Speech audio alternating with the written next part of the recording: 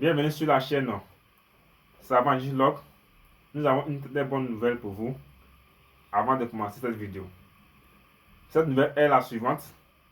Pour le baccalauréat 2026, cette année 2026, la chaîne Savant Log a vraiment pensé à tous ses abonnés pour pouvoir aider toute personne se trouvant dans les classes de la terminale scientifique. Et pour les 3 mois restants, nous avons décidé d'organiser un cours de prépa baccalauréat pour toutes les séries scientifiques, que vous soyez en série S, la série C, bon Sénégal, la série C, la série D et la série U. Vous êtes les bienvenus pour ce cours de prépa. Alors, c'est très simple. Dans ce cours de prépa, nous avons tout simplement 2 séances dans la semaine. Et tous ceux qui sont vraiment intéressés, nous avons besoin vraiment des intéressés, des personnes vraiment qui aiment beaucoup le travail. Et tous ceux qui sont intéressés, essayez de nous contacter sur les numéros qui vont s'afficher juste à la barre de description de la vidéo. Et pour nous écrire en WhatsApp, envoyez-nous bon WhatsApp, nous allons vous inscrire dans un groupe, le groupe sur lequel nous allons essayer de faire ce cours de prépa baccalauréat. Et ça, ce cours de prépa bac est élevé à un prix vraiment très bas. Pourquoi ce prix bas? Nous allons faire ça vraiment pour pouvoir aider, venir en aide vraiment à tous nos abonnés qui sont dans la difficulté, qui n'arrivent même pas à bien assimiler certaines notions en mathématiques et en physique-chimie. Donc, ce coût, c'est tout simplement une somme de 20 000 francs CFA. Une somme de 20 000 francs CFA pour tous les 3 mois de ce cours de prépa. Vous aurez vraiment des sujets à la veille de chaque cours de prépa. Vous aurez vraiment des maximum de sujets pour préparer d'abord le prépa et ensemble, nous allons vraiment nous trouver des jours fixes pour pouvoir vraiment résoudre ces exercices. Donc, vos questions seront les bienvenues. Alors, sans toutefois tarder chez les apprenants, vous voyez que ce n'est pas du tout cher. Mais nous allons faire ça vraiment pour pouvoir aider nos abonnés. Ce n'est pas l'argent qui nous intéresse.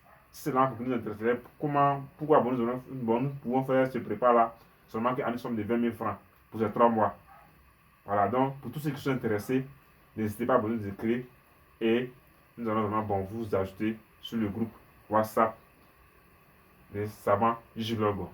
Sans doute pas tarder sur l'apprenant, nous allons donc aujourd'hui aborder un sujet très important en étude de fonction, c'est-à-dire l'étude des fonctions logarithmiques népériennes.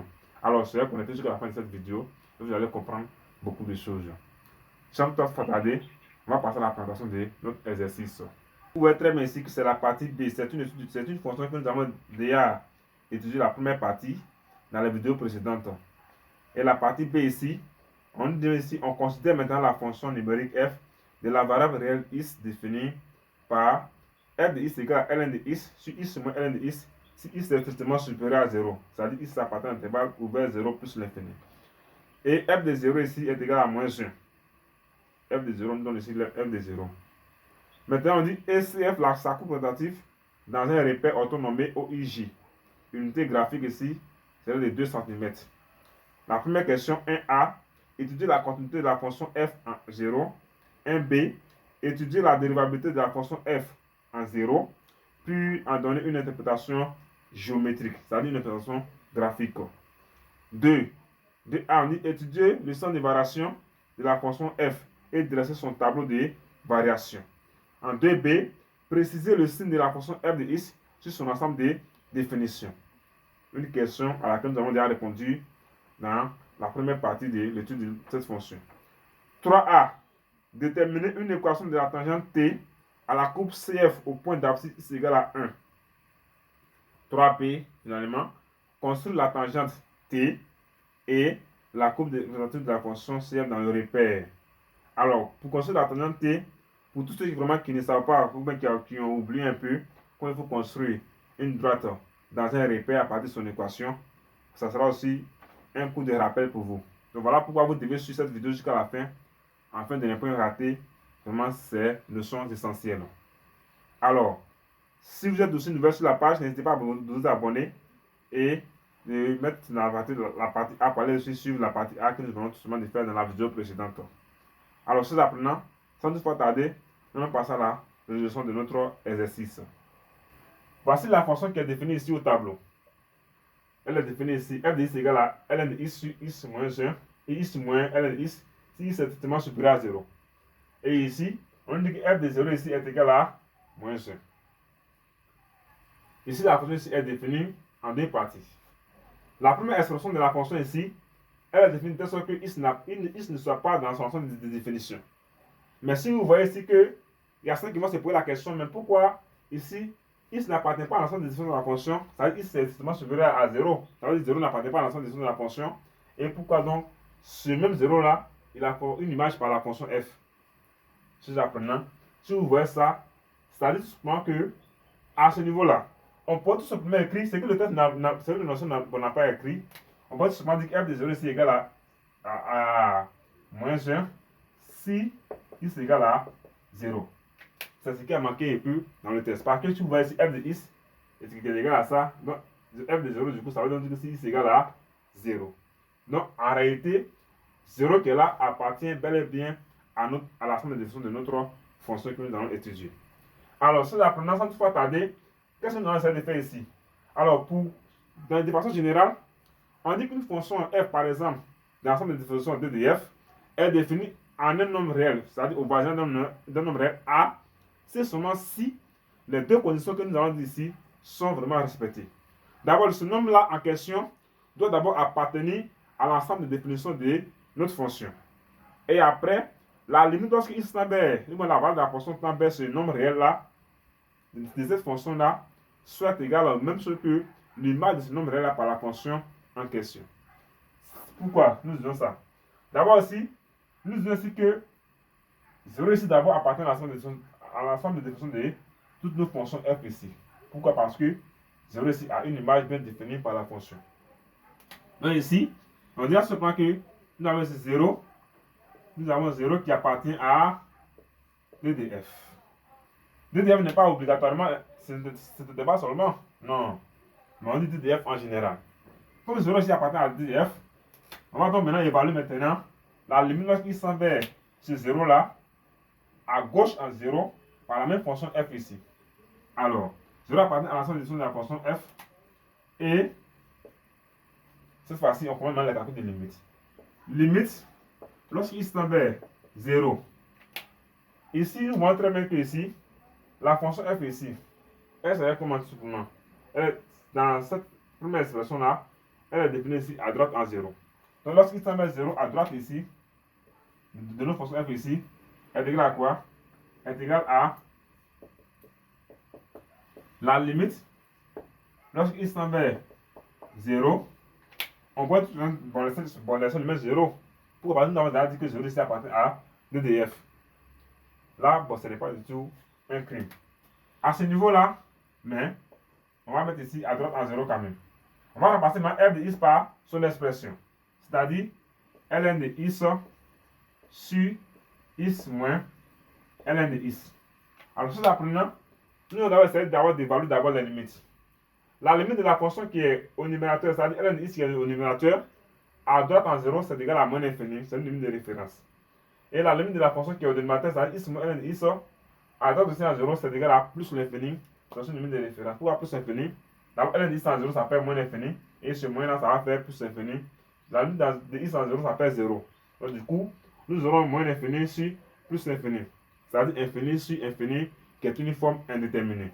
Alors, comment nous allons lever dans cette indétermination? Alors, pour ce faire, c'est très simple, c'est apprenant. Pour ce cas de cette limite-là, nous allons essayer d'écrire, de transformer dans cette fonction. C'est-à-dire limite lorsque x tend vers 0 par valeur supérieure ici. De nos fonctions là, nous savons très bien que chez l'apprenant, si nous avons a sur b, ce même a sur b, nous pouvons tout simplement écrire en termes d'inverse. Et nous avons tout simplement 1 divisé par b, cette fois-ci b sur a.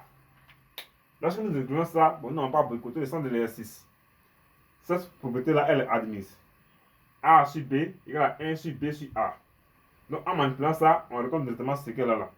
Alors, ce qui veut donc dire que si nous avons ln x sur x moins 1, nous pouvons aussi écrire ça comme ça, c'est-à-dire 1 sur Cette fois-ci, is moins ln de is sur ln de is.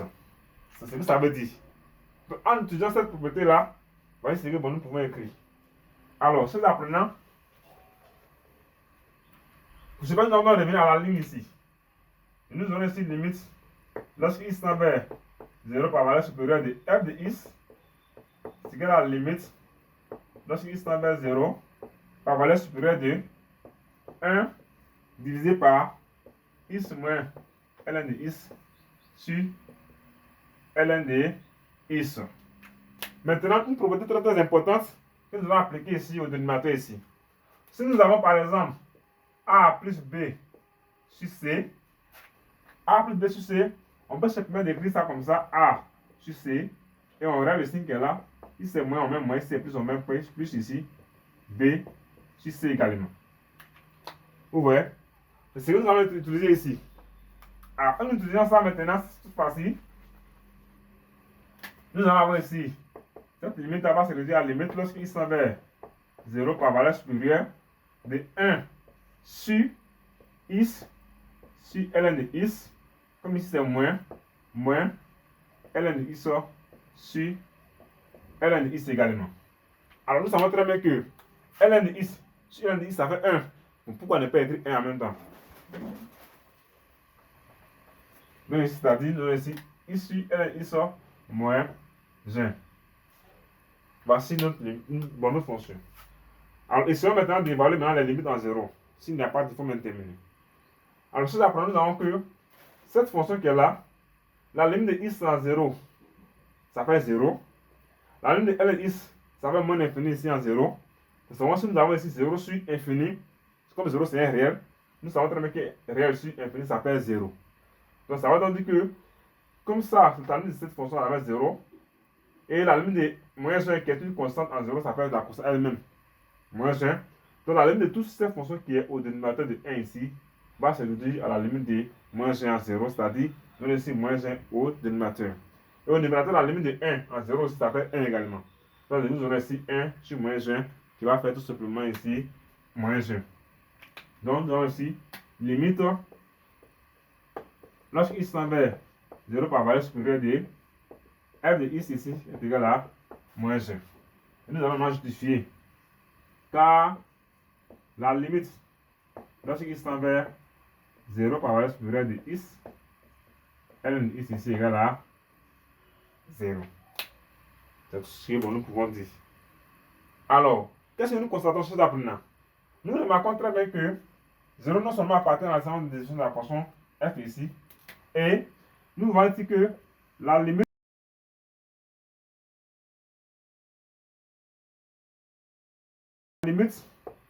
lorsqu'il s'en vers 0 par valeur supérieure de la fonction f ici est comment? Est égal à f de 0, c'est-à-dire l'image de 0 par la fonction f qui est donnée dans le test qui fait également aussi moins 1, qui est égal à moins 1.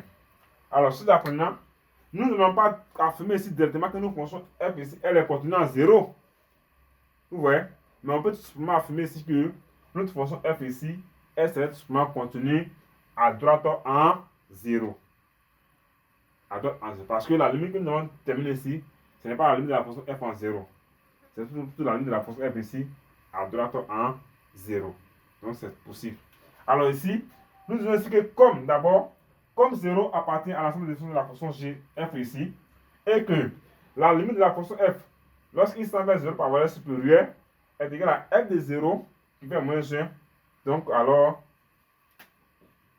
ici comme, d'abord 0 appartient à d de f, et nous avons cette égalité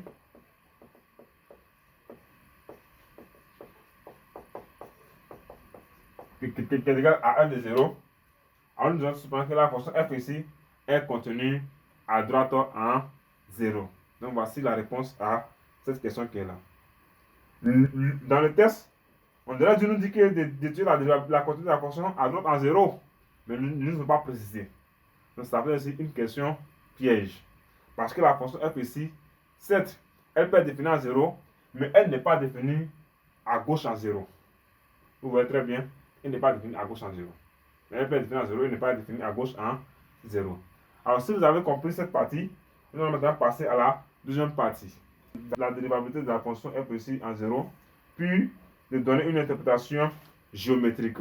Alors, si vous voulez aussi que nous fassions vraiment une vidéo spécialement pour vous sur la continuité des fonctions, écrivez en commentaire continuité des fonctions. Nous allons faire cette vidéo pour vous. Nous allons maintenant entamer la deuxième question. Nous allons dire que l'étude de la dérivabilité de la fonction f ici en 0. Mais avant d'entamer cette deuxième partie, nous allons faire juste une pause pour vous parler de notre document qui est intitulé Succès pour tous.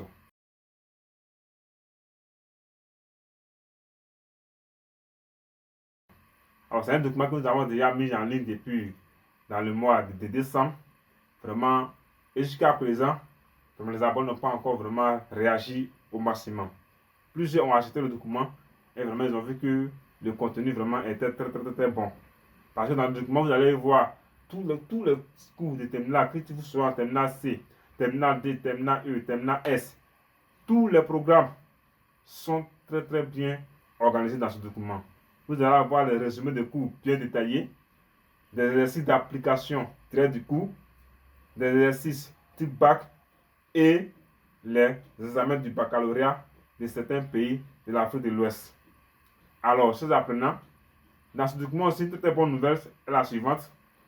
Nous remarquons très bien que dans les pays francophones, maintenant dans le baccalauréat, nous avons toujours un exercice maintenant qu'ils ont ajouté, que nous appelons communément les situations complexes. C'est probablement en mathématiques. Les situations complexes, ça fatigue maintenant beaucoup d'apprenants. Et cet exercice-là, lui seul, il porte seulement sur 5 points. C'est-à-dire, sur 20, c'est-à-dire pour se prendre d'avoir 5 points. Donc, si vous ne maîtrisez pas ces situations complexes, alors on dit que peu importe vos niveaux en mathématiques, vous irez seulement noter sur 15. Ça ne vous permettra pas d'avoir une vraie moyenne que vous voulez en mathématiques. Parce que pourquoi ce document vient pour combler ce vide qui est en vous. Dans ce document, vous allez voir des situations complexes. Sur tous les leçons, au moins 2 à 3 situations complexes qui sont proposées avec la correction. Et comment entamer vraiment ces questions de situations complexes pour chaque chapitre. Donc voilà pourquoi ce document aussi vous est utile. Et n'hésitez pas, si vous avez besoin de ce document, nous allons mettre la barre, le lien de paiement dans la barre de description de cette vidéo.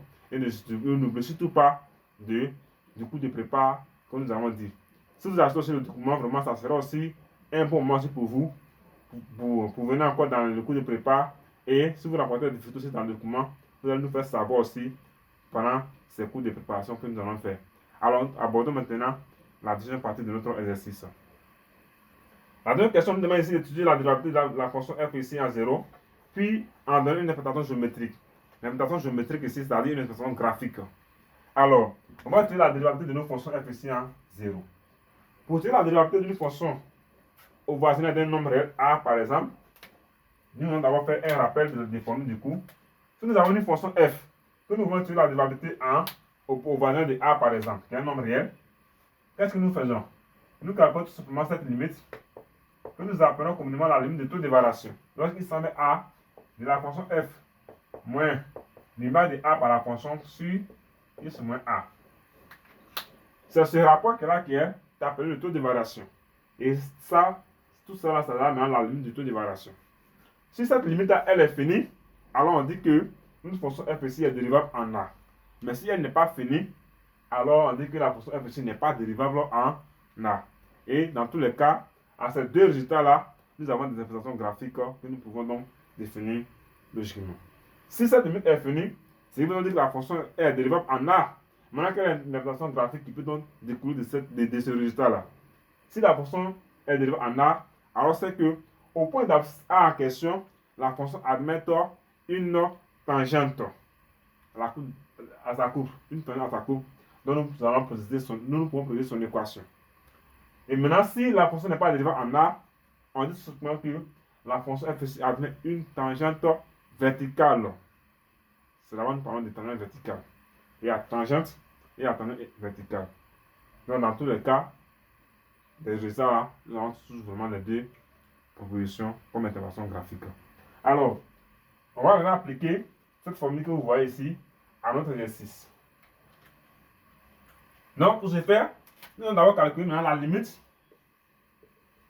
Lorsque x tend vers 0, comme ici la fonction ici n'est pas définie à gauche en 0, donc nous allons donc préciser que c'est à droite en 0. De f de x moins f de 0 sur x moins 0. Ce que vous voyez ici dans la formule, c'est a. Donc, nous, a ici représente 0 tout simplement. Et là, ça va donner ici limite. Lorsque x tend vers 0 par valeur supérieure, on va remplacer f de x par son expression, c'est-à-dire ln de x sur x moins ln de x moins f de 0 qui fait moins 1. Donc, moins 1, ça va, on va avoir ici plus 1. Tout ça divisé par x. Parce que ici, x moins 0, ça va tout simplement rester x. Et cette limite-là, nous allons essayer d'évaluer ensemble. Nous allons avoir ici limite. Lorsque x tend vers 0 par valeur supérieure, nous allons avoir réduit au même dénominateur la fraction qui est, toute l'expression qui est au numérateur de la grande fraction. Donc, ça nous donne ici ln de x. Ce que le dénominateur ici multiplié par 1, on a ici plus 1 moins ln de x, tout ça divisé par x moins ln de x. Maintenant, tout ça divisé par x. Alors, chose apprenant, nous allons venir à la ligne ici. Nous avons une limite lorsque x tend vers 0 par valeur supérieure de f de x moins f de 0 sur x moins 0. Très importante. Si vous venez à la ligne, il faut d'abord toujours rappeler ce que vous êtes en train de faire. Alors ça va donner cette limite. Lorsque x tend vers 0 par valeur supérieure, nous avons ici ln x plus x moins ln x. Donc ça va rester au numérateur x divisé par x moins ln x. Tout ça, la grande barre de fraction maintenant, divisé par x. C'est ce que nous voyons ici. Et là, nous allons appliquer les propriétés simples sur les fractions. Nous allons avoir ici limite lorsque x tend vers 0 par valeur supérieure de x sur x moins ln de x qui va multiplier le numéraire de ce x qui est là, c'est-à-dire 1 sur x. Alors, chose apprenant, et nous aurons ici tout simplement limite lorsque x tend vers 0. Cette expression après simplification va se réduire à 1 sur x moins ln de x. Cette limite c'est à droite en 0. Alors, nous voyons très bien que la limite de 1 en 0, ça fait 1. La limite lorsque x tend vers 0 de x moins ln de x ici, ça va faire plus l'infini. Donc, du coup, nous aurons ici 1 qui est un réel sur infini, ça fait 0. La limite de ça qui fait 0, car, comme justification, limite lorsque x tend vers 0 par valeur supérieure de x, d'abord, pardon, de ln de x, ça fait ici moins l'infini. Donc, le reste, ça, vous pouvez donc tout le temps juger. Et à ce niveau-là, nous allons dire que c'est la limite lorsqu'il tend vers 0 de f de x moins f de 0 sur x moins 0. Alors, cette limite-là, elle est quoi? Elle est finie. Donc, c'est notre nombre fini. Donc, comme cette limite, elle est finie, nous allons tout simplement dire ici que f est dérivable à droite en 0. La fonction f ici n'est pas dérivable en 0. Mais elle est dérivable à droite en 0. Pourquoi? Parce qu'elle n'a même pas de limite, ou elle n'est pas définie à gauche en 0.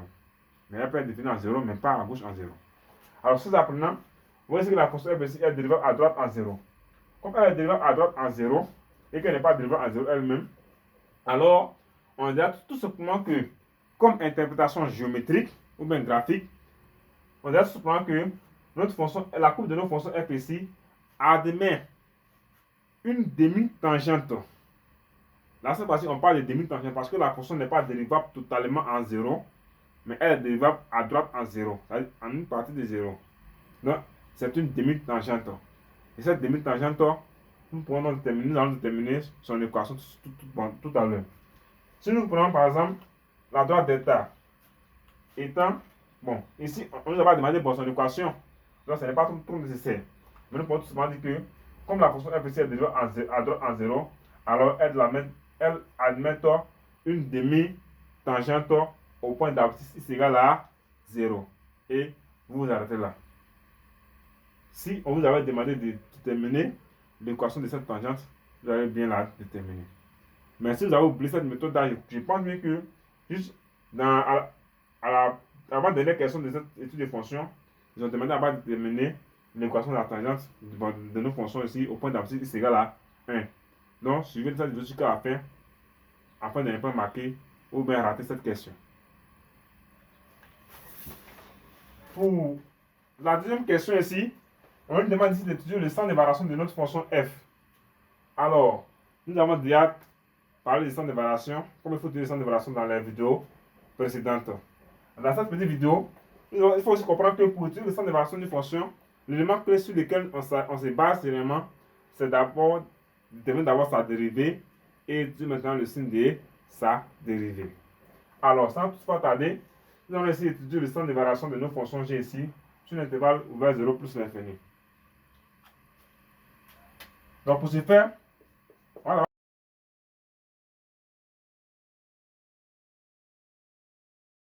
On va calculer sa dérivée. Calcul de f', c'est-à-dire la dérivée de la fonction f sur l'intervalle ouvert. Bon, nous disons ici sur 2df.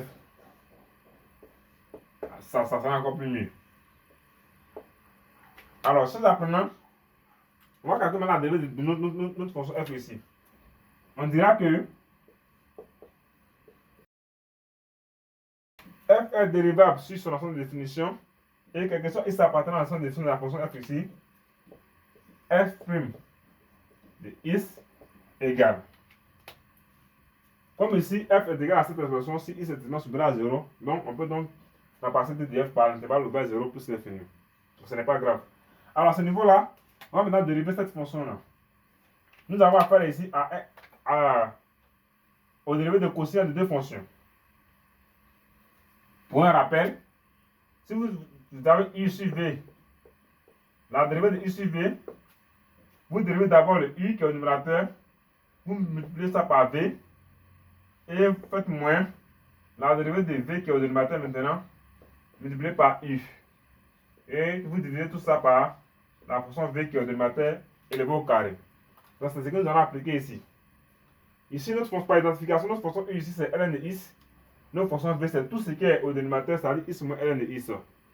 Et là, si vous dérivez ln de is, vous allez avoir ici 1 sur is. C'est-à-dire nous allons avoir ici u plus d'abord qui est dérivé de ln de is avec 1 sur is multiplié par v de is, c'est-à-dire is moins ln de is. Ça moins maintenant la fonction u elle-même, c'est-à-dire ln de is, multiplié par la dérivée de la fonction v de is, qui n'est rien d'autre que is moins ln de is. Alors la dérivée de is moins ln de is, c'est tout simplement 1 moins 1 sur is. Et tout ça divisé par is moins ln de is, c'est-à-dire v de is de tout au carré. Ça veut dire ça. Nous allons donc essayer d'arranger cette expression à la ligne ici. Nous allons avoir ici, on apprend d'abord, question is appartenant à l'intervalle ouvert 0 jusqu'à plus l'infini. F' de is égale. À ce niveau, nous allons essayer de faire un développement. 1 sur is fois is, ça fait 1. Maintenant, 1 sur is fois ln de is, ça fait moins ln de is sur is. C'est-à-dire 1 sur is fois moins ln de is, ça fait ln de is sur is. Mais à ce niveau, moins ln de is fois 1, ça fait moins ln de is.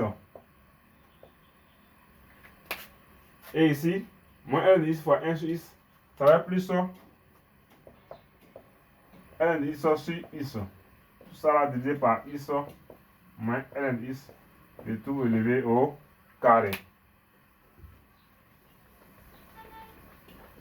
Alors, lorsque nous regardons très bien, au numérateur, nous avons moins ln de is sur is et plus ln de is sur is. Les deux vont s'annuler. Et nous allons avoir ici f de x qui sera égal à 1 moins ln de x au numérateur sur x moins ln de x le tout élevé au carré. Voici donc tout simplement la dérivée de notre fonction f sur son ensemble de définitions. Une fois que nous finissons de déterminer la dérivée de la fonction f, qu'est-ce que nous faisons? On va maintenant étudier le signe de cette dérivée. Alors, pour étudier le signe de cette dérivée sur l'intervalle ouvert 0 plus l'infini, ces apprenants, on ne va pas du tout s'embrouiller. Comme c'est un quotient, donc le signe de f sera tout simplement le signe de ces deux quotients. Mais une élément très important à faire, c'est qu'au dénominateur ici est élevé au carré. Or, nous savons que quelque soit x appartenant à R, x carré, le carré d'un nombre est toujours positif dans R. Et on dit que, on vient aller ici, on écrit que soit x appartenant à l'intervalle ouvert 0 jusqu'à plus l'infini, 1 sur x moins ln de x, le tout élevé au carré, serait strictement supérieur à 0. Alors, s'il est strictement supérieur à 0, alors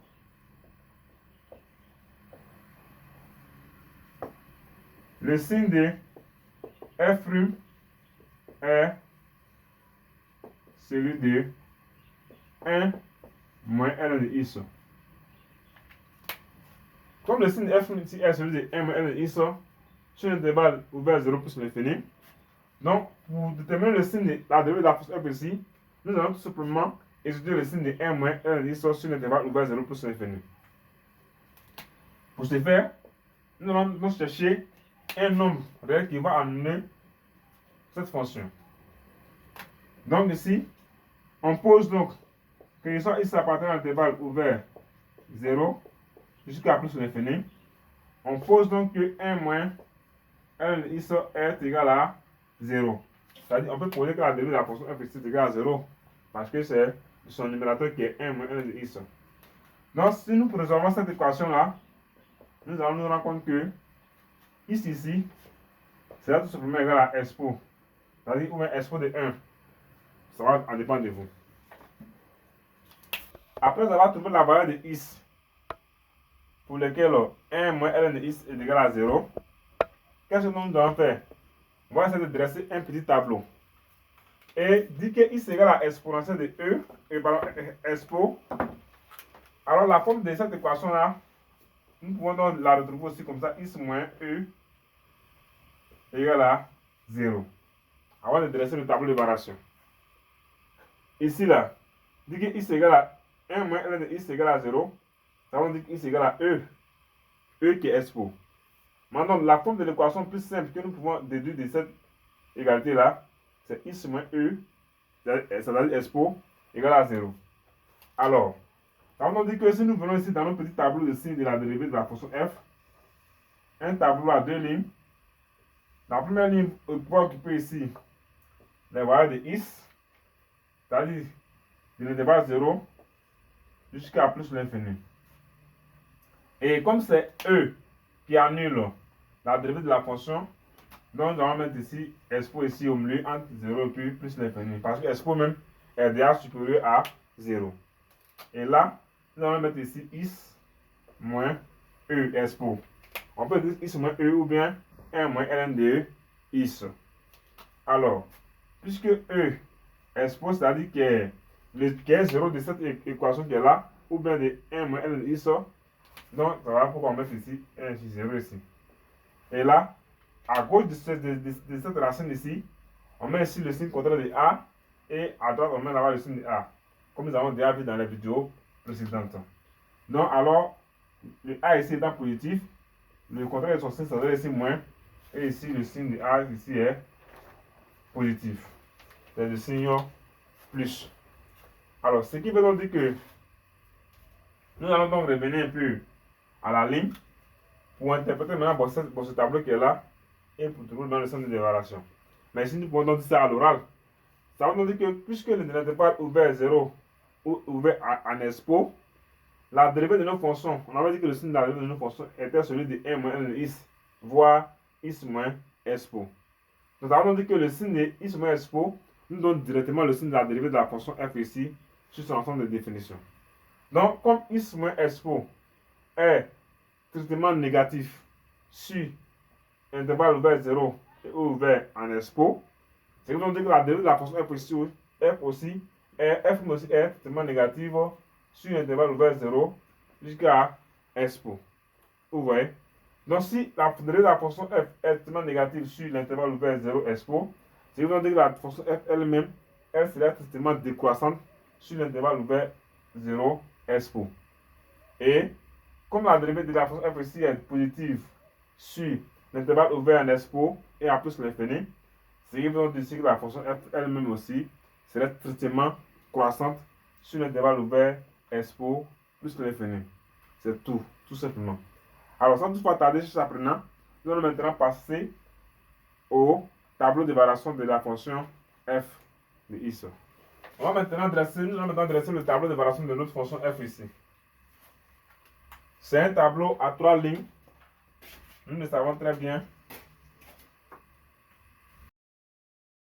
La première ligne ici va occuper ici les valeurs de x, c'est-à-dire l'intervalle de 0 jusqu'à plus l'infini.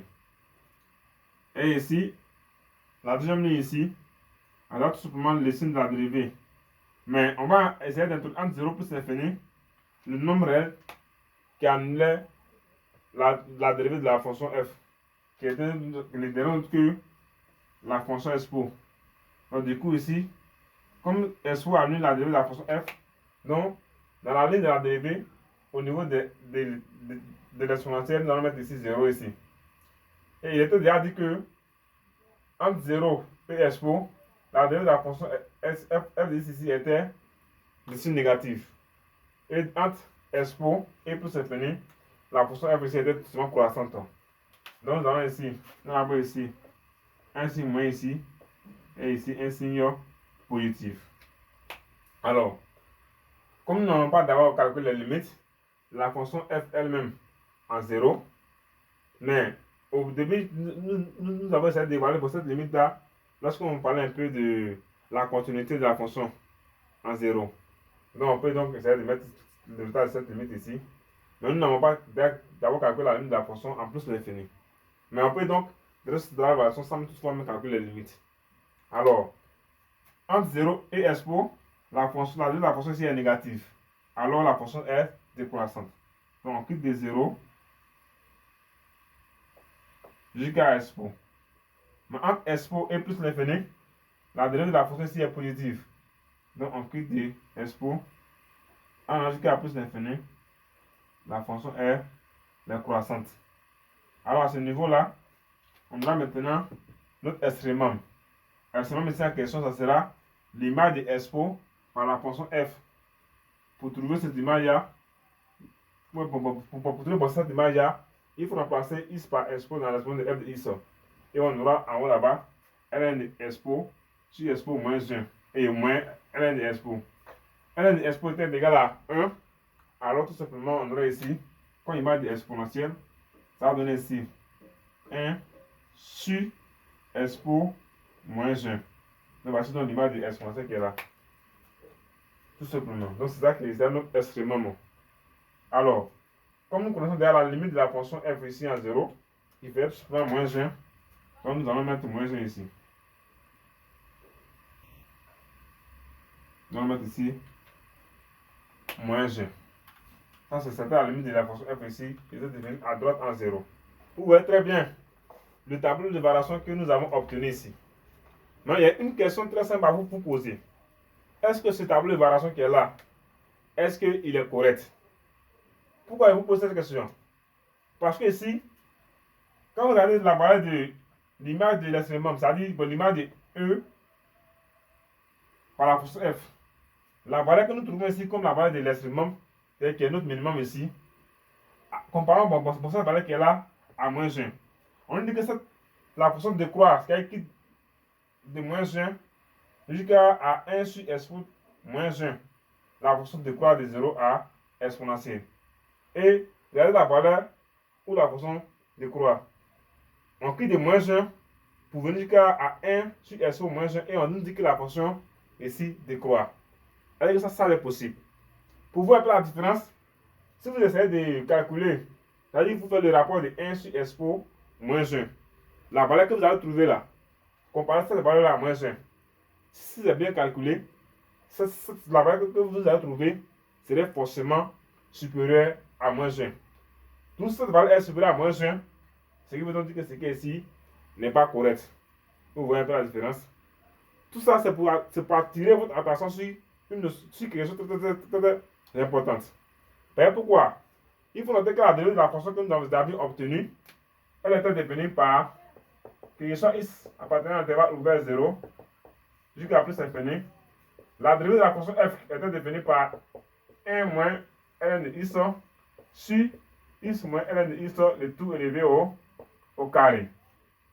Et comme ça, nous avons dit que, comme le dénominateur ici est élevé au carré, donc le signe de la dérivée de f était celui du numérateur, c'est-à-dire 1 moins ln de x. Alors, comme le signe de la dérivée de la fonction ici est celui de 1 moins ln de x, c'est-à-dire 1 moins ln de x, alors arrivé à ce niveau-là, pour donner le signe de la dérivée, c'est-à-dire qu'on va maintenant manipuler 1 moins ln de x. Vous voyez un peu. Donc, arrivé à ce niveau-là, qu'est-ce que nous avons fait? Bon, nous avons fait un exprès. Pour quoi? Pour essayer de poser que c'est égal à 0 et pour résoudre cette équation pour déterminer la valeur de x. Et maintenant, l'équation que nous avons bien obtenue, elle était sur l'équation, c'est-à-dire x moins e est égal à 0. C'est en fonction de ça que nous avions. Et c'est le signe de celui qui est là que nous avons étudié pour déduire le signe de la dérivée de nos fonctions f ici. Et c'est ça que nous avons entraîné pour nous amener à ce résultat qui est là. Vous voyez que c'est un peu faux. Ça peut vous dire que quoi? Toutefois que vous allez déterminer la dérivée d'une fonction et la valeur que vous allez trouver là, si ce signe dépend d'une expression où vous avez la valeur de la fonction exponentielle ou de la fonction ln de x dedans, ou ce n'est pas une fonction polynôme, alors pour utiliser le signe de cette fonction-là, dans ce cas de figure-là, qu'est-ce que vous allez faire? Dans le cas de figure, par exemple, nous avons ici 1 moins ln de x qui nous voulons utiliser son signe sur 0 plus infini. Alors pour ce faire, qu'est-ce qu'il faut faire? On ne s'embrouille pas. On ne va pas essayer de résoudre une équation ici. Ce que je veux pour nous essayer de faire, on va tout simplement essayer de supposer d'abord que la dérivée de notre fonction qui est là est supérieure à 0. Et trouver les valeurs de x qui satisfait cette condition. Et ensuite maintenant, on suppose encore après que la dérivée de notre fonction maintenant est totalement supérieure et est inférieure à 0. Et on termine les valeurs de x maintenant, l'intervalle d'appartenance de x qui va maintenant satisfaire aussi cette condition. Donc, si vous raisonnez comme ça, ça va vous amener à éviter beaucoup d'erreurs que nous venons de commettre tout à l'heure. Alors, sans apprenant, voici pourquoi nous vous demandons vraiment de faire de tout vos possible de voir sur le cours de prépa. Dans ce cours de prépa, vous allez apprendre beaucoup de choses. Nous allons faire les méthodes qui ne seront pas en train d'utiliser un peu voir la différence entre les méthodes vraiment qu'il faut appliquer dans les examens pour aller un peu plus rapidement, puisque le temps ne suit pas généralement dans les examens du baccalauréat. Alors, chers apprenants, n'hésitez pas de nous envoyer vos numéros WhatsApp si vous êtes vraiment intéressé pour ce cours de prépa, et nous allons vraiment vous inscrire, vous ajouter dans le groupe WhatsApp, et le début du mois de mars net, nous allons commencer les prépas baccalauréat en mathématiques et en physique. Vous serez vraiment satisfait des exercices et vos questions seront les bienvenues aussi. Alors, on va maintenant adapter la méthode la plus correcte et la plus rapide. Ici, qu'est-ce que nous allons maintenant faire? On va d'abord poser. Puisque nous avons déjà dit que x moins ln de x de tout au carré était déjà supérieur à 0.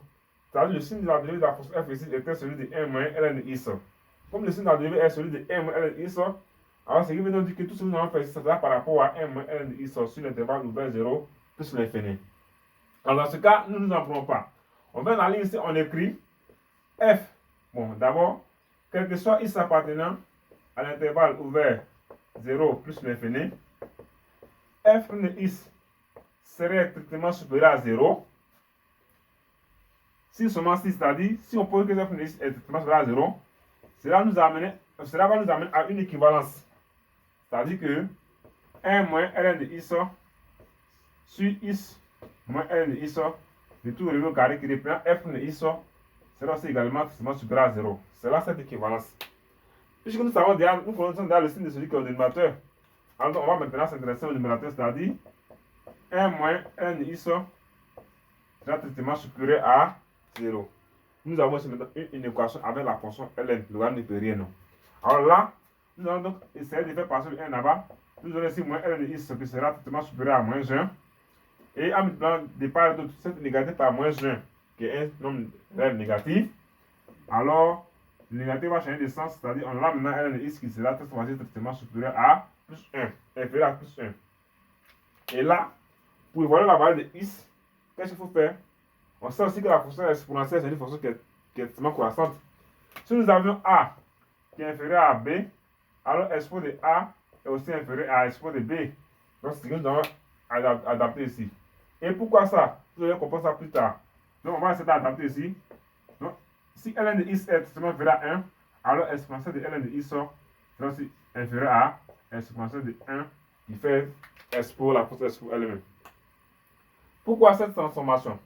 Parce que nous savons que très bien que si nous avons un nombre a seulement positif, alors exponentielle de ln de a est égal à a tout simplement. Donc, ça veut dire que pour voir la valeur de x ici, il fallait qu'on applique la fonction exponentielle à cette inégalité. Donc, du coup, ici, nous allons avoir ici, en appliquant ça, exponentielle de x ici, exponentielle de ln de x ici, ça sera ici x, tout simplement, qui sera inférieur à expo de 1, ça fait ici expo. Donc, vous voyez que, on va souvent dire que f' de x est strictement supérieur à 0 si x appartient. Et cette inégalité, on écrit ça sous forme d'intervalle. D'autant, bon, beaucoup ont écrit que il sera appartenir à l'intervalle ouvert moins l'infini et ouvert à expo. Mais ici, on va voir que l'intervalle ouvert moins l'infini jusqu'à expo.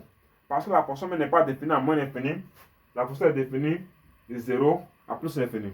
Ça veut dire que ce qu'on appelle le minorant, c'est-à-dire le minimum, bon, le minorant de notre intervalle ici, c'est 0. On ne va pas jusqu'à moins l'infini. Donc, pour cette inégalité-là, si vous voulez cette inégalité sur un intervalle, il faut trouver un intervalle qui sera inclus forcément dans notre ensemble de définitions. C'est-à-dire, au lieu de moins l'infini, puisque expo est plus grand que 0, donc on va mettre 0 à la place de moins l'infini. Et là, on aura l'intervalle ouvert 0 et ouvert en exponentiel. Vous voyez que ça crée un peu une confusion. La dérivée de la fonction f ici est positive. Dit qu'elle est positive, ça veut donc dire que son signe est plus sur l'intervalle. Sur l'intervalle ouvert 0, expo. Or, ici, nous avons trouvé par la méthode ancienne que entre 0 et expo, la dérivée de la fonction ici était de quel signe? De signe négatif. Donc, vous voyez un peu l'absurdité. Dans ce cas, nous allons maintenant essayer de corriger cette erreur. Donc, si c'est plutôt, on va essayer de corriger ça ensemble en rouge. Donc, nous mettons plus ici. Donc, si nous avons mis plus ici, alors la fonction f ici ne sera plus décroissante ici. Elle sera plutôt croissante. Donc, c'est-à-dire, ça sera maintenant l'inverse. Nous avons ici de moins 1 ici jusqu'à 1 sur expo moins 1. C'est ce qui est juste. Alors, on va essayer de prouver que celui qui est là aussi est aussi faux. La deuxième partie maintenant, cette fois-ci, nous allons essayer de supposer que la dérivée de nos fonctions ici est négative. On vient à la ligne, on écrit question ici appartient à l'intervalle 0 plus l'infini. F' de x est strictement inférieur à 0 cette fois-ci. Donc cela nous amène à cette équivalence 1 moins ln de x sur x moins ln de x de tout élevé au carré est strictement inférieur à 0. Connaissons d'abord le signe de x moins ln de x de élevé au carré. Donc ce qui veut dire que cette inégalité-là va se résumer à 1 moins ln de x qui est strictement inférieur à 0. Comme la méthode précédente, nous allons avoir ici moins ln de x qui sera inférieur à moins 1. Donc du coup, ln de x sera strictement supérieur à 1. À ce niveau, pour évaluer la valeur de x, il faut faire intervenir la fonction exponentielle. Nous avons déjà expliqué pourquoi et comment il faut faire ça. Donc nous allons avoir ici tout simplement expo de ln de x qui sera aussi également supérieur à expo de 1. Alors expo de ln de x, ça fait ici x. Donc c'est supérieur à expo de 1, ça fait aussi également expo. Donc ce qui veut donc dire que quelque chose x appartenant à l'intervalle ouvert 0 plus infini, f de x est positif si seulement si x appartient à l'intervalle, alors c'est l'intervalle qu'on peut déduire de cette inégalité. On vient à la ligne, on écrit que f de x est strictement inférieur à 0 si x appartient à cette inégalité-là. De cette façon, on peut simplement décrire que en serrant l'intervalle ouvert en E, puisque x est supérieur à E, jusqu'à plus l'infini. Donc, ce qui veut dire que sur l'intervalle ouvert E jusqu'à plus l'infini, la dérivée de notre fonction ici est de signe négatif. Alors que par la méthode ancienne, nous avions trouvé ici un signe positif. Vous voyez que c'est une contradiction. Donc, on va donc corriger maintenant cette erreur-là à ne plus jamais commettre. Donc, ici, nous avons ici un moins qui est là. Et si on a moins ici, la fonction ne peut pas croître. Elle va tout simplement décroître. Et voici ça. Puisqu'ils n'ont pas demandé de calculer les limites, on peut laisser ça comme ça, comme si vous voulez. Vous allez évaluer les limites là pour voir le résultat.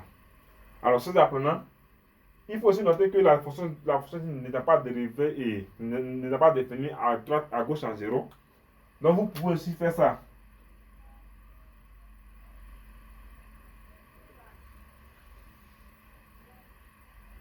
Vous pouvez aussi faire ça comme ça. On dit que la fonction aussi n'est pas définie à gauche en 0. Alors, sans toutefois tarder sur apprenants, nous allons maintenant passer à la question suivante. Dans la question que nous allons aborder tout à l'heure là, on nous demande ici de préciser le signe de la fonction f sur son ensemble de définitions, c'est-à-dire sur l'intervalle ouvert 0 jusqu'à plus l'infini. Mais nous venons tout simplement de dresser le tableau de variation de la fonction f. Alors, comment faire? Plus généralement, ces genre de questions-là, on se base plus sur le signe de l'extrémum pour pouvoir déduire souvent le signe d'une fonction sur son ensemble de définitions. Mais dans le cas précis, cela ne sera pas possible. Pourquoi? Parce que on peut se baser sur le signe de l'extrémum d'une fonction après avoir utilisé son tableau de variation pour pouvoir déduire son signe. Mais dans le cas précis ici, ce n'est pas défini. Parce que si l'extrémum d'une fonction si le minimum par exemple d'une fonction est de signe positif, là on peut dire quelque chose sur le signe de cette fonction sur l'ensemble de définition. Si le minimum est positif, on peut dire que toute la fonction est positive sur l'ensemble de définition. Mais si le minimum est négatif, vous voyez que dans ce cas de figure, on est bien dit concernant le signe de la fonction f sur l'ensemble de définition. Et si l'extrémum est maximal, si le maximum est négatif, là on peut dire que la fonction est négative sur l'ensemble de définition. Mais si le maximum est positif, vous voyez qu'on ne peut pas aussi déduire quelque chose. Et c'est ça qui est dans notre cas précis ici. On va très bien que le maximum que nous avons obtenu ici, c'est 1 sur expo moins 1, qui n'est rien d'autre qu'un nombre réel positif. Donc on ne peut rien dire à ce niveau-là. Donc, ça veut dire que cette histoire d'utiliser le tableau de variation d'une fonction pour dresser le signe de cette fonction-là, dans le cas de figure ici, n'est pas valable. Voilà pourquoi vous devez vous inscrire pour ce cours de prépa afin de mieux apprendre des méthodes vraiment pratiques avec nous et afin de réussir vos différents examens dans vos différentes localités en mathématiques. Alors, chers apprenants, la méthode la plus simple, il faut donc rappeler que dans la partie A de notre exercice, comme nous avons la fonction f de x ici, son dénominateur là, nous avions déjà donné le signe de son dénominateur dans la partie A là-bas. Si vous partez encore regarder la vidéo précédente, nous avons déjà déduit son signe là-bas. Alors, dans cette vidéo-là, nous avons eu à démontrer que quelque chose appartenant à l'ensemble des fonctions de la fonction g, qui était même sûr que la fonction f ici, c'est-à-dire de 0 plus l'infini, nous avons eu à conclure que x moins n x était strictement supérieur à 0. Or, ce qui est tout simplement le dénominateur de nos fonctions f de x ici. Alors, ce qui veut donc dire quoi? Ici, là, nous avons déjà donné le signe de x moins ln x sur l'intervalle ouvert 0 plus l'infini dans la partie A. Donc, si vous êtes sur la page, n'hésitez pas à vous abonner et d'aller regarder cette vidéo. Ici, is moins LNIS, nous avons que le dénominateur de nos fonctions f ici. Donc on connaît déjà le signe. Donc si on connaît déjà le signe du dénominateur, ce qui veut dire que le signe de la fonction f de is elle-même, le signe de f de is, de f ici, c'est celui de ln de is, c'est-à-dire le numérateur sur l'intervalle ouvert 0 jusqu'à plus infini. Donc pour ce faire, on dirait tout simplement que la fonction f de is est supérieure à 0 si et seulement si ln de is aussi est supérieur à 0. Parce qu'on a dit que le signe de f est celui de ln de is sur l'intervalle ouvert 0 plus infini. Alors, donc, on va maintenant déduire la valeur de is pour les valeurs de is pour lesquelles la fonction f ici est positive. Donc, dit que ln de is est supérieur à 0, on va essayer d'appliquer la fonction exponentielle comme nous avons l'habitude de faire. On a ici exponentielle de ln de is sera aussi supérieur à exponentielle de 0. À ce niveau ici, nous aurons ici exponentielle de ln de is, ça fait ici is, et exponentielle de 0, ça fait 1. Ce qui veut dire que notre fonction f de is ici est strictement supérieure à 0 si et seulement si is appartient à l'intervalle. Cette inégalité is strictement supérieure à 1, on va l'écrire sous forme d'intervalle. Ça va donner cet intervalle ouvert à 1 et en plus l'infini. Donc, question is appartient à l'intervalle ouvert 1 plus l'infini, notre fonction f ici est positive. On revient encore à la ligne et on écrit que f de is est cette fois-ci strictement inférieur à 0, ce qui serait équivalent à dire que ln de is aussi est strictement inférieur à 0. Parce que le signe f de is dépend de celui de ln de is ici. Alors à ce niveau-là, on va appliquer aussi la fonction exponentielle qui est une fonction croissante. Donc exponentielle de ln de is sera aussi inférieure à exponentielle de 0. Alors là, ça fait ici is, et là, ici, ça fait 1. Donc ce qui nous dit que f de is est strictement inférieur à 0 si, seulement si, is appartient à l'intervalle. Ici, nous avons quel intervalle? Ne vous trouvez pas de dire que c'est l'intervalle moins infini jusqu'à 1. Pourquoi? Parce que l'intervalle que nous devons trouver ici doit être un intervalle qui doit être inclus dans l'ensemble des expressions de nos fonctions qui est de 0 jusqu'à plus l'infini. Donc à ce niveau-là, nous allons tout simplement prendre le minimum de cet intervalle-là, avec 0 jusqu'à 1. On s'arrête là à ce niveau-là. Donc si 0 jusqu'à 1, notre fonction f ici est strictement inférieure à 0. Donc chose apprenant, nous allons essayer de faire un récap de toute cette démonstration. C'est-à-dire si on vient on écrit que question is appartient à l'intervalle ouvert 0 et 1, notre f de is ici est strictement inférieur à 0. Et quelque chose is maintenant appartenant à l'intervalle, cette fois-ci ouvert à 1 jusqu'à plus l'infini, f de is ici est strictement supérieur à 0. Alors, maintenant, il faut aussi arriver que notre fonction f de is est égal à 0. Lorsque nous regardons ici, le signe de f de is est celui de ln de is. Donc f de is serait nul si ln de is est égal à 0. Quelle serait donc la valeur de is pour laquelle ln de is est égal à 0? C'est souvent 1 parce que ln de is est égal à 0. Donc du coup, on peut donc écrire ici que f de is ici est égal à 0 pour is égal à 0. Donc voici le signe de la fonction f ici sur tout son ensemble de définitions. Alors, chers apprenants, nous allons évaluer la question 3a. Dans cette question, on nous a demandé de déterminer une équation de la tangente t à la courbe de la fonction f au point d'abscisse is égale à 1. Alors, comment on peut donc déterminer cette équation, l'équation de cette droite-là? Pour ce faire, ce n'est pas du tout compliqué. Alors, je vais d'abord vous rappeler la formule de cette équation-là.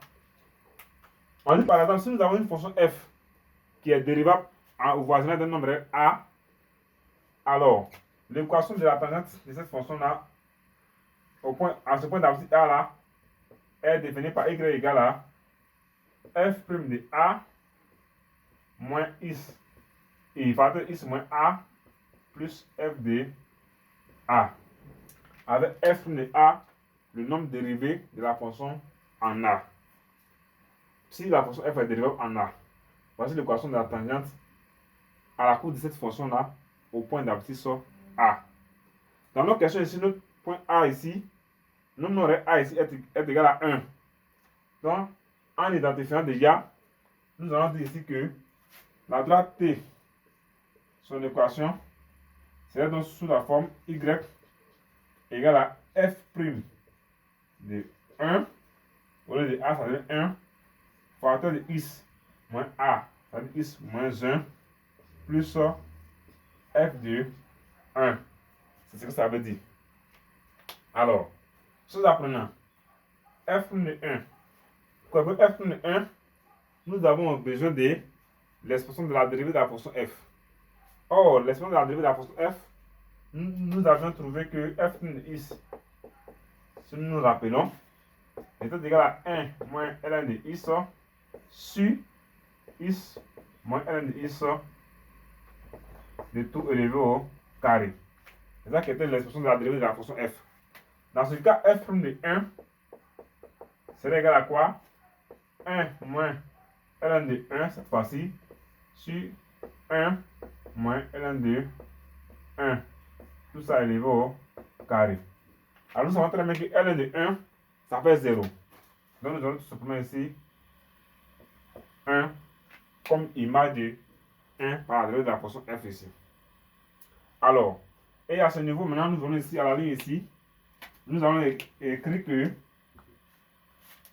l'équation de la tangente t sera égale à, il sera définie par y égale à, comme f' de 1 égale à 1, donc nous mettons ici 1, facteur de x moins 1 plus f de 1.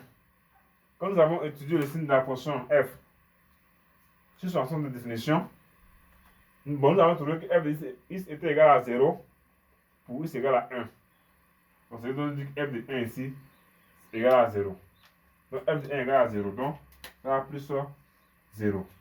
Alors, l'équation de la tangente t sera donc définie par y égale.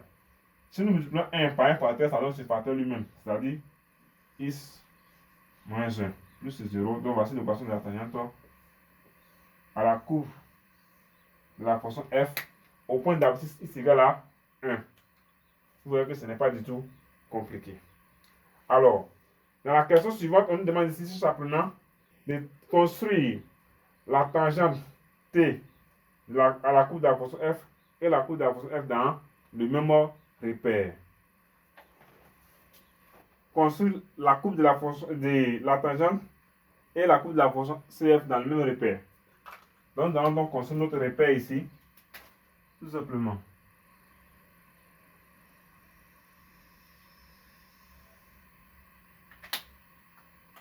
C'est un repère plan. Ok. Nous avons ici y. Nous avons ici l'abscisse x. Dans l'énoncé, ils ont dit quelque chose de très importante. Comme unité graphique, c'est un repère OIJ.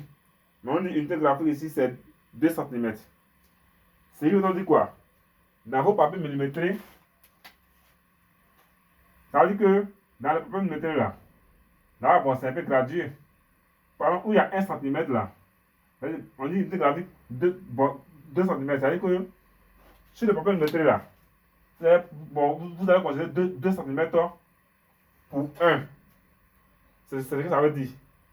Donc, si le papier millimétré, vous avez vu, normalement, si vous avez de 0 jusqu'à 1, au lieu de 2 cm là-bas, bon, vous allez prendre 2 cm là-bas pour, comme pour 1. C'est-à-dire, si nous avons le papier millimétré, c'est pour se graduer comme ça, graduer de cette manière. Si c'est gradé comme ça, normalement c'est 0, 1, 2, ainsi de suite. Mais si le papier millimétré, 2 carreaux, vous comptez 2 carreaux pour 1. Donc, ça veut dire que ici, nous allons avoir ici, premier carreau, deuxième carreau, donc on va compter ça pour 1. Donc, on va mettre notre i ici. Et ici aussi également, nous allons mettre notre j ici. C'est ce que ça veut dire. Unité graphique. Alors, On ne va pas s'embrouiller. On va maintenant construire la loi d'équation, la loi T d'équation x égale à et y égale à x moins 1. Pour construire cette droite-là, on dit quoi? Par 2 points donnés de l'espace, par 2 points donnés de l'espace, il ne peut que passer une et une seule droite. Si c'est un point, c'est une infinité de droites. Mais par 2 points, il ne peut que passer une seule droite. Donc voilà pourquoi, si vous avez remarqué depuis les classes antérieures, pour construire une droite dans un repère connaissant son équation, on se donne toujours 2 points et on détermine les coordonnées. Et une fois que les points sont placés, on dit que la droite en question doit passer par ces 2 points. C'est ce que ça veut dire. Pour construire donc la droite T, on va d'abord se donner 2 points, soit un point A et un point B. Donc nous-mêmes, on va d'abord se fixer les abscisses et déduire les coordonnées à travers cette équation, l'équation de la droite T. C'est-à-dire quoi? Généralement, pour construire une telle droite-là, on choisit d'abord le premier point A, on doit d'abord l'ordonner à l'origine. Le premier point, c'est un point qu'il y a d'abord pour ordonner, c'est-à-dire pour abscisse 0 et pour ordonner, c'est-à-dire à l'origine. Dans cette équation qui est là, pour cette valeur y est égale à 0. L'ordonnée à l'origine, on cherche d'abord la valeur de x, c'est-à-dire quoi? On suppose que x égale à 0 et on trouve le y. Si nous avons par exemple soit 2 points A et B, on prend 2 points A et B, que nous allons déterminer les coordonnées.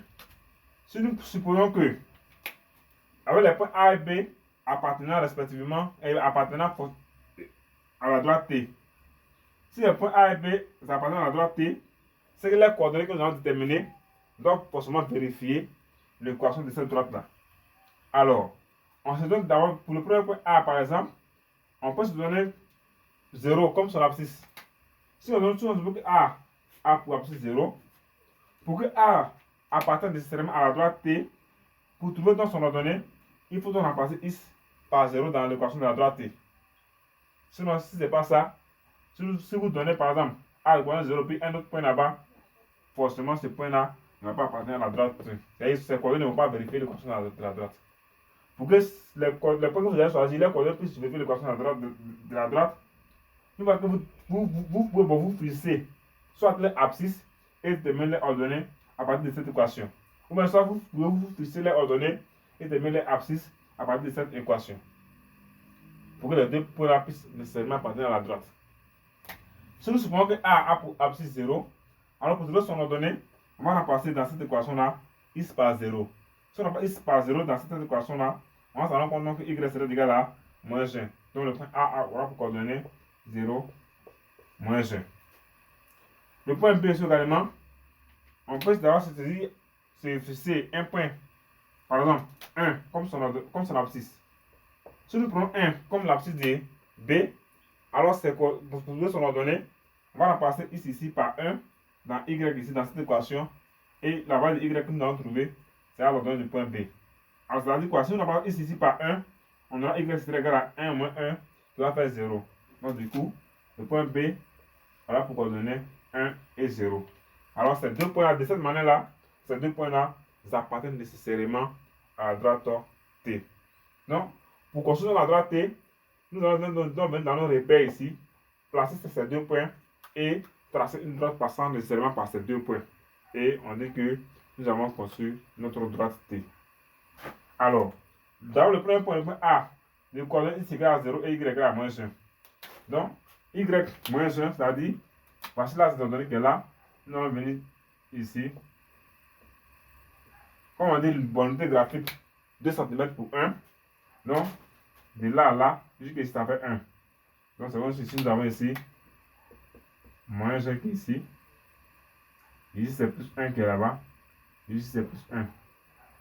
Mais ici, nous pouvons avoir ici moins 1. Dans tous les cas, la fonction n'est pas définie en moins infini. Donc, le point A de coordonnées 0 et moins 1 sera le point qui sera nécessairement sur l'axe des ordonnées. C'est-à-dire le point A sera ici. À ce niveau. Donc, voici le point A. Et son abscisse égale à 0. Le point B de coordonnées 1 et 0 sera nécessairement sur l'axe des abscisses qui a pour abscisse 1. abscisse 1, nous sommes à ce niveau. L'ordre est égal à 0, donc le point possible est nécessairement sur l'axe des abscisses. Alors, pour avoir donc la droite D, il faut tout simplement tracer une droite passant par ces deux points-là. Donc, nous allons avoir une droite comme ça.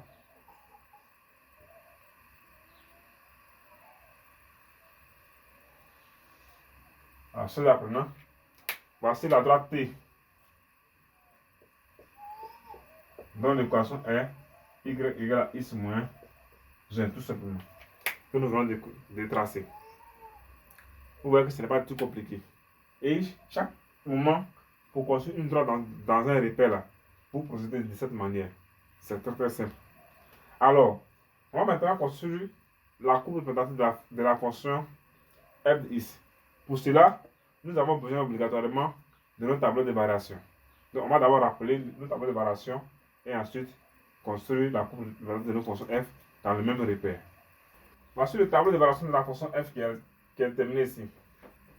Alors, nous voyons très bien que ici, de l'intervalle ouvert en 0 jusqu'à expo, nous considérons la valeur d'exponentielle. C'est pratiquement 2,77 pour pratiquement 3.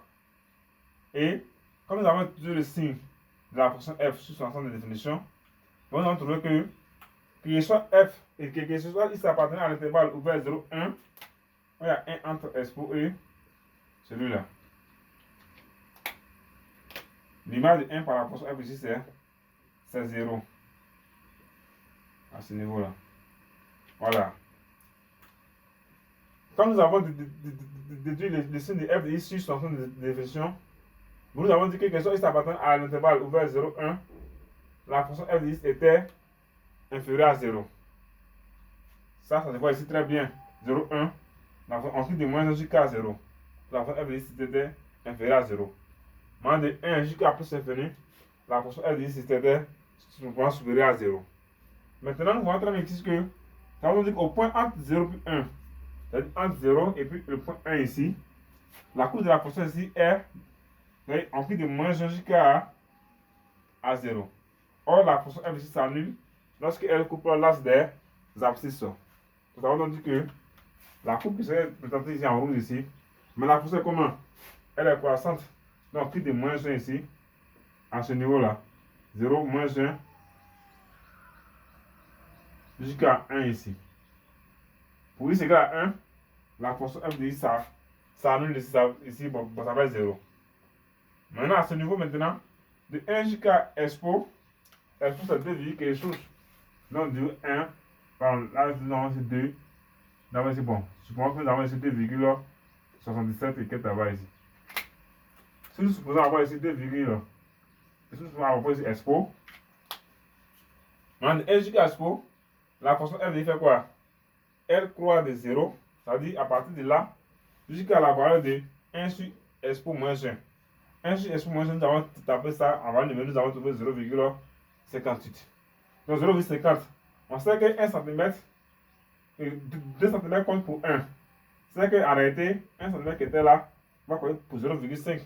Donc 0,5, bon, nous sommes à ce niveau. 0,58, nous avons dit, nous serons par exemple à ce niveau-là. On dépasse légèrement le 1 qui est là, le 0,5 qui est là. Donc si nous dépassons ça légèrement, disons que nous ferons un peu ici. Jusqu'à E, l'image d'expo. Donc ça veut dire que la courbe de la fonction va continuer à croître. Va continuer à croître jusqu'à ce point. Mais c'est à partir de ce point-là maintenant que la fonction va commencer à décroître. Vous voyez un peu? Donc ici, on voit que la limite en plus c'est de la fonction f ici c'est 0. Donc c'est nous rappelle et dit que nous avons ici une asymptote horizontale qui est là. Cette asymptote horizontale, son équation c'est x égale à 0. C'est notre classe des abscisses. Donc en plus la fonction va décroître. C'est-à-dire la courbe va avoir le temps vers se décelaver sur l'axe d'abscisse. Hein? Elle ne va pas du tout toucher l'axe d'abscisse au fur et à mesure. Alors, chez l'apprenant, voici un peu la représentation de la fonction f de x dans le repère et la droite t qui est à la courbe de la fonction f de x dans le repère O et J. Alors, nous sommes au thème de notre vidéo. Si vous avez aimé, n'hésitez pas de nous faire savoir ça dans les commentaires. Et on va se donner rendez-vous à la prochaine vidéo.